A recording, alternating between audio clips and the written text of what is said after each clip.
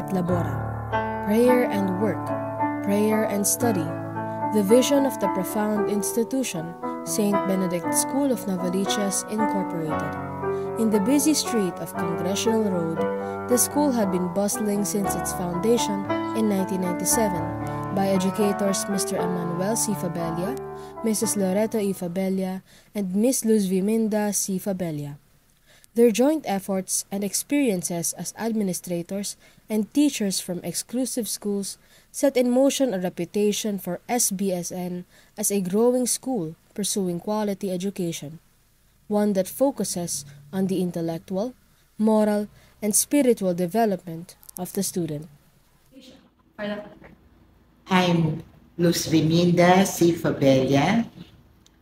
I am proud to say that I am a teacher, first and foremost.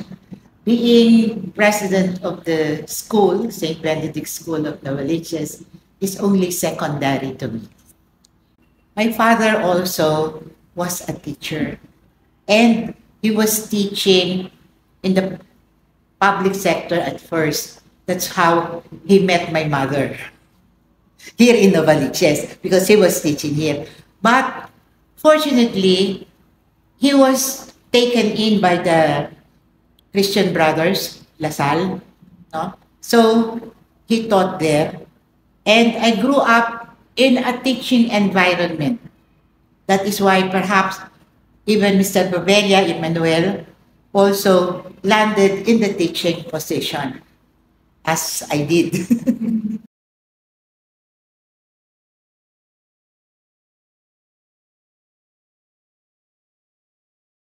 When we started, we had about 200 students. But after a year, this increased, almost doubled. And year after year, the enrollment increased until the time when the pandemic came. A small building, no? 1 floor. We had only that at the beginning. So we had until grade 3, only grade 3. So we were staying in front. The high school department was our house. We had our house there. And Mr. Fabella's house was in front, this side. Okay? When I was a student, I remember the grade school building. It was not there yet. It was just the covered court and ground floor for the whole grade school department. And then the Atanasio Hall didn't look like that yet. I used to just run around there. It wasn't that polished. Were you there to facilitate the construction? Yes, I'm there. Actually, malit pa lang, I started not as a property custodian. I started as a maintenance because palaki pa lang maintenance. So maintenance, we hire cleaners for the school. And then, una punta ako sa accounting. Siyempre, lumaki na naman. And then, another, we hired accounting kasi lumalaki na naman yung school. And then, punta na ako sa service, school service. Halos na ng area, napuntahan ko na. Yun, talaga. Until now, dito na ako tumanda. There has been a change in the Board of Trustees. Before, it was run by Mr. and Mrs. Fabella, Mrs. Viminda Fabella, Attorney Fabella, and my late mother, Maria Emeline Bahay. And now, when they passed, it was took over by the other siblings. So, aside from that, this school year, we have had several improvements. So, Attorney had a chapel placed on the 4th floor. And he had one prayer room on the ground floor. He asked someone to build a cafeteria. We have a bookstore. All these things. And we have a swimming pool, which you will use next school year. There are a lot of changes na nakita ko kanina, no? Yung facilities, yung what I heard doon sa kwentuhan natin kanina, maraming mga nagbago regarding sa administration, regarding sa mga activities. Ito yung progress din na kailangan ng school, leaning towards siya doon sa ano nga ba yung needs ng mga estudyante. Because as an educator and a former faculty member din dito sa St. Benedict School of Novaliches, alam ko na yung mga estudyante nagbabago rin sila eh. Yung mga needs nila, yung generation na to, yung technological advancement, yung mental health ng mga estudyante. There are a lot of things that must be prioritized. I do believe na kayang gawin ni St. Benedict na andun pa rin yung aral, pero at the same time, nagbibigay din yung mga needs ng mga estudyante. And I think yung St. Benedict School of Novaliches ay heading towards doon sa progressive and I think positive direction.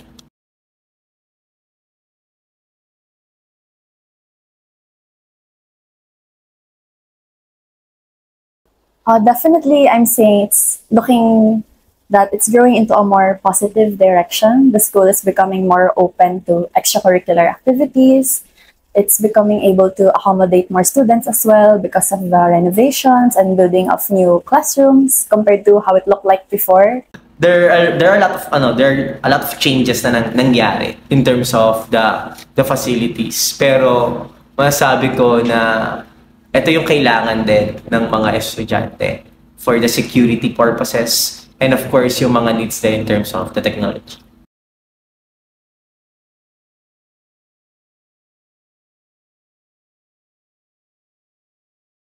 Our vision is to educate our students with the highest values of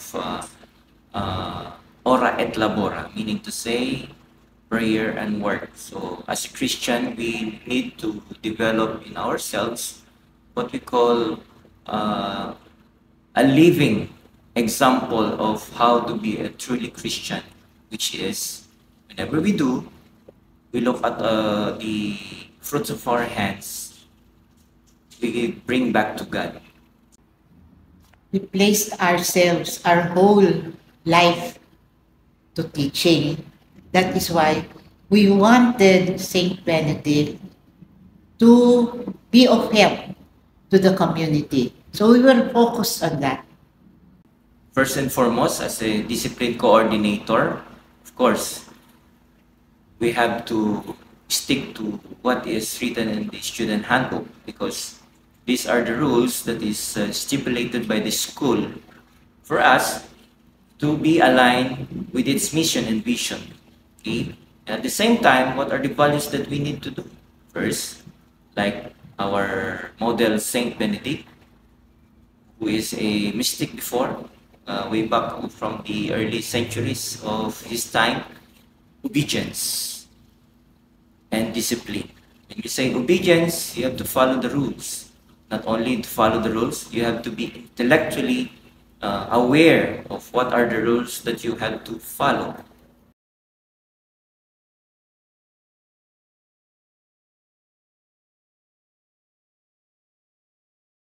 SBSN not only focuses on academics, but we make sure that the students will be holistic. One good example is during December or every December, we have our students' Christmas program. In here, different kinds of different talents are being showcased, like singing, dancing, even acting. So we make sure that they learn, but still they enjoy. Like for example, the first Friday Mass. Before, we were having also the first Sunday Mass. But unfortunately, we do not have the time yet as of now, after the pandemic. 3 things. First is yung retreat and recollection. Sobrang ganda ng retreat and recollection because I encountered God again. I experienced His greatness. And during that time, I'm with my classmates talagang yung camaraderie, yung friendship mas na-build, mas na-appreciate mo yung mga kaibigan mo, na-appreciate mo rin yung sarili mo, na-appreciate mo rin yung mga bagay na magaling ka, and of course, you'll realize the things na hindi mo dapat ginawa at yung mga dapat na hindi mo gagawin. And lastly, is yung examination din na sobrang hirap talaga. Talagang, imagine, 1 week examination sa loob ng isang araw, 2 subject lang yung kailangan mong i-take. O minsan isang araw lang kasi nga sobrang hirap ng mga examination, umaabot ng 200 items. And you will really need to exert a lot of effort. Kaya yung mga bagay na yon, sobrang naturuan ako na mas ayusin yung sarili ko. At yun yung mga bagay na hindi ko kahit kailan makakalimutan at dala-dala ko hanggang sa pagtanda ko. Actually, the thesis writing seminars held by Sir Fabella, it will really provide a lot of information from chapters 1 to chapter 5 of the thesis. And aside from that, sasabihin talaga niya na para saan ba, bakit relevant yung mga bagay na ginagawa mo. Also, the kissing of the hands. This is one Filipino value which we practice. Early in the morning, when you say good morning to the children will rush to you. Instead of saying just good morning, they will hold your hand and say mano po.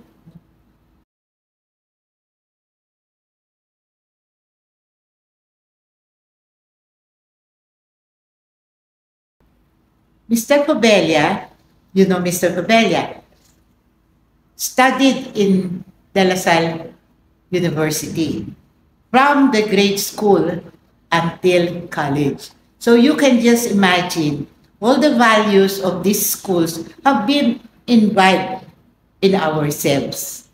So a conglomeration of all the good things from all these schools we have gotten.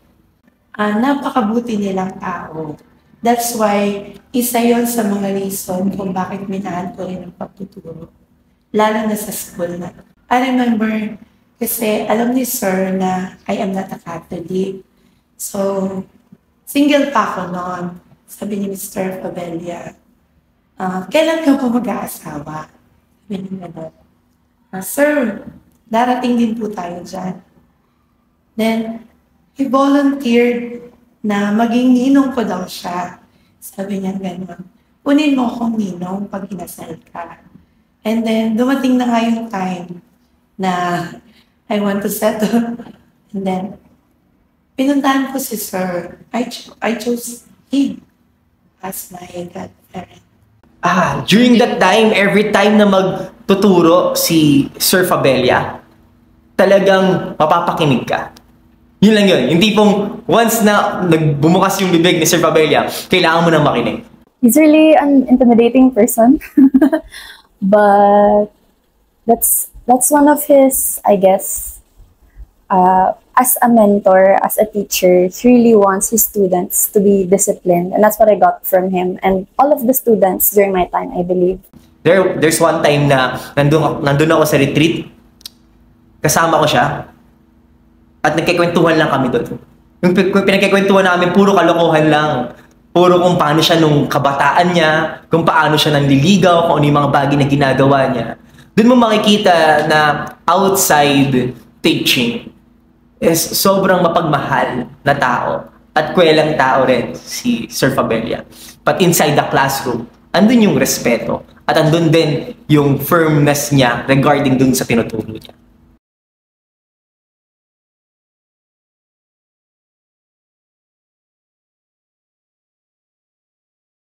As time goes by, that principle, the Thomistic principle or the scholastic principle, evolves to inculcate the principles and the mission and vision of our government, especially the DepEd, which is existentialism and phenomenology. So we don't only learn students. We don't only teach students on how to read, write, okay, or the 3 R's of education. We also inculcate in them how they use their freedom, how they use their initiatives. In that principle of philosophy, I think and I believe that we develop a wholesome education that we can bestow from our students from St. Benedict School of Languages. I'd say that it is not only academics, because even if, let us say, we do not have intrams, let's say there are no intrams, but we train the students physically also, because they have subjects like music, arts, and PE. They can sing, they can dance very well, they can exercise. So these are things that are also developed, even if they say that we are very academic. No, because you cannot exist as a school if you are only in academics. It should be the total development of the person. As a family of professors, of teachers, they saw the value in giving education to students that would really help them build their character and their personality. It allowed me to become a well-rounded person, even though I only stayed in one school from nursery to high school.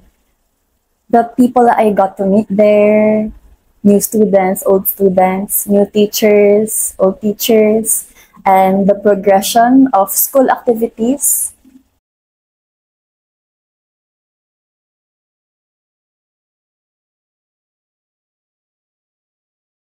So for my most touching and most amazing moments, there until now I still experience that is when my students, since I am teaching reading subjects for kinder and prep, is every time that I can hear my students in kinder know how to read CBC words, and in prep they know how to read short stories at the end before the end of the school year. For me, that is a fulfillment, because first it was a challenge, because when they enter here, they don't know how to read, even recognize letters and sound. But before the school year ends, I can hear them. I can experience on my own that they learned something from it. Most of my students have their own family. Yung iba, nagugulat na lang ako. Nagme-message sila sa akin na, "Ma, kayo po ba yung teacher? Or nandyan pa rin po pala kayo sa St. Benedict until now? Pwede ko po bang i-enroll yung anak ko?" So, na-amaze ako. So, ang tanda ko na pala. Ang tagal ko na sa pagtuturo. I don't know if this is touching, but when parents come to us and tell us that, "Teacher Luz, thank you very much. My daughter is now a pharmacist. My daughter is now an accountant. My daughter is now, my son is now a pilot." As a founder, I keep on going because I'd like St. Benedict to make a difference in the community. To be able to share whatever we have with the students or with the children and parents around in the community.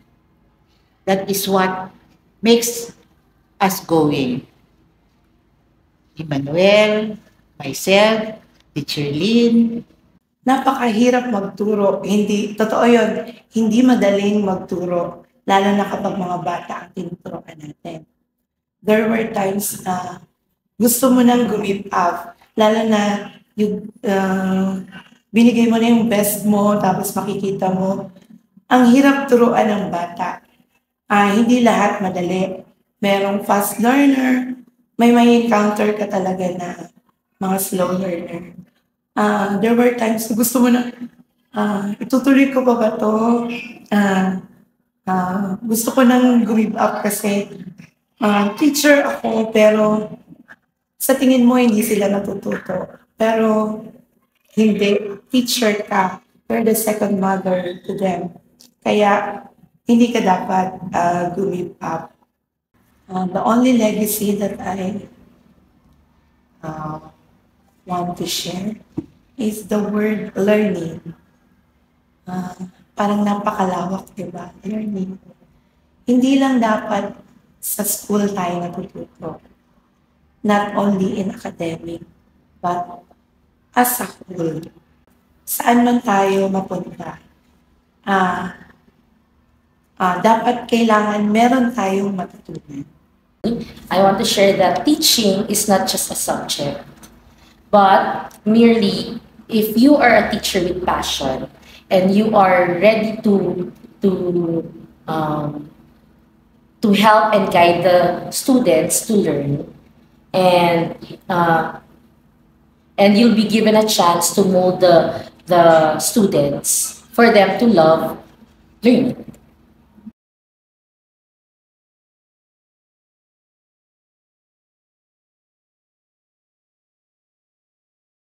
Values that we can have here in this school is the values of perseverance, the values of obedience, the values of understanding, and of course, we should not forget that this school is a school with the spirit of family.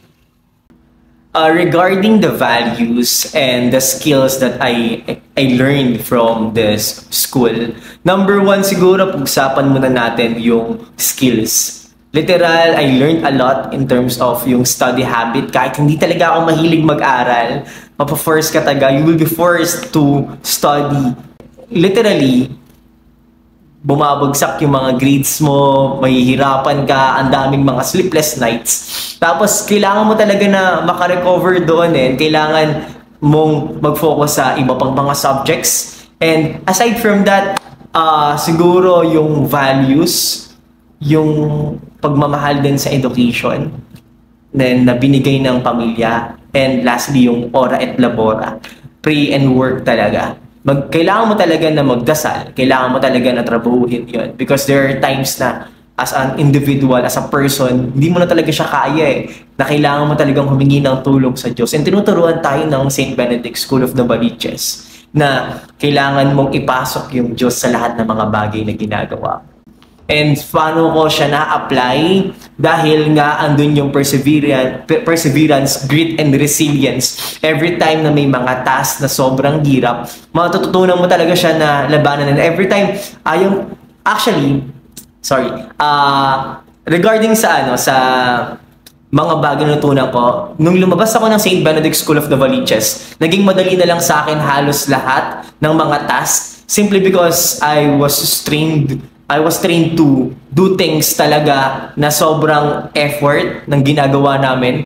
Ito yung bagay, ito yung school, ito yung naging dahilan kung sino ako ngayon, kung paano ako magtrabaho, at kung paano naging madali para sa akin din yung college life ko.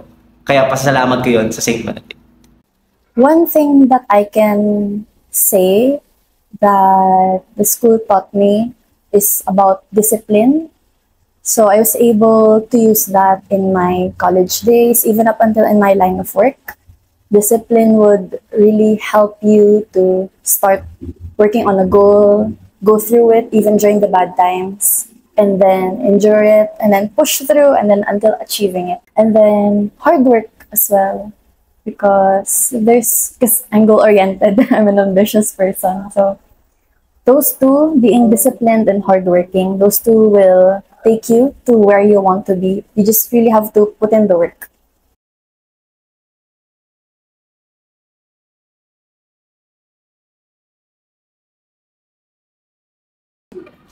Benedictine students are very polite and talented. Especially, they are very good in academics.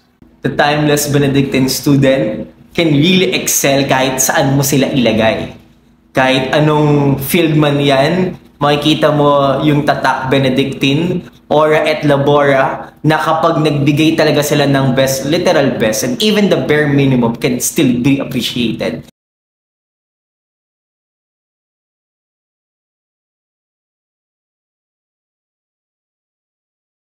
Yes, I would like to congratulate this school year with the efforts and perseverance we have done. Okay, I know and I believe that you can make it. And just study hard, strive for the best, and I know you will reach the goals. And congratulations in advance. Well, for the students, I would like to say, study hard and make yourself full-time studying and syempre, wag mo mawala. Sumunod kay mami, kay daddy, pakinggan sila, magtago ng problema or share problems with your mother and father and for family. Enjoy your time as a student because as cliche as it may sound, you'll only get to be a student once. You'll only get to be a Benedictine once. Once you get out of these walls, you're off to somewhere else, and it's going to be different once you visit as an alumni as well. Siguro, isa sa mga bagay na masabi ko, hindi ka bibigoyin ng mga bagay na pinaghihirapan mo. If you're suffering right now, it's part of the progress. It's part of the plan na kailangan mo siyang tahakin in order for you to learn a lot of things. Enjoy your time, and maybe if you're someone who's grade conscious, there's nothing wrong with that. But in the process of achieving your goals, don't forget to stop for a while, breathe, relax, take in everything that's happening around you, and don't forget to fail and make mistakes. As young as you are, this is the best time to make mistakes. Kaya naman, patuloy mo lang patuloy yung harapin yung mga difficulties. Kung mahirap man yung examination, okay lang magreklamo. Pero huwag kang susuko. Kasi at the end of the day, yung mga bagay na nirereklamo mo, yung mga bagay na tinatrabaho mo, ikaw at ikaw pa rin naman yung mag-benefit yan. So, continue lang kayo sa pag-aaral, pagsusumikap, okay lang mahirapan. One way or another, ora et labora.